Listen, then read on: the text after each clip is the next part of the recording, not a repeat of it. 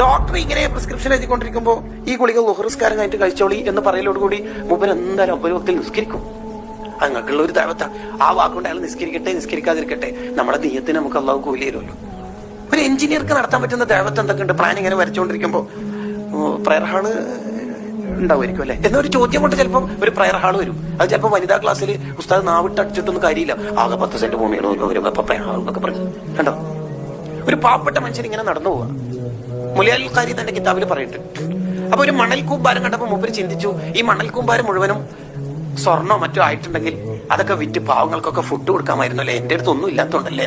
ആ കൂലി അയാളുടെ ഏടിൽ എഴുതിയിട്ടുണ്ട് എന്ന് ആ കാലത്തെ നബിക്ക് അള്ളാഹു വഹി അറിയിച്ചു കൊടുത്തത്ര. നിയ്യത്ത് വളരെ പ്രധാനമാണ്. ഇതൊക്കെ വിശദീകരിച്ചുകൊണ്ട് ഇമാം റാസി റളിയല്ലാഹു അൻഹു പറയുന്നുണ്ട്, നിയ്യത്തിന്റെ വിഷയം ശരിക്കും ശ്രദ്ധിക്കാത്ത ആൾക്കാരുടെ കാര്യം വളരെ കഷ്ടം തന്നെ, വളരെ കഷ്ടമാണ് സംഭവം. അവര് ചെയ്യുന്ന എല്ലാ കാര്യത്തെയും നിയ്യത്ത് കൊണ്ട് ഇബാദത്താക്കി മാറ്റാലോ.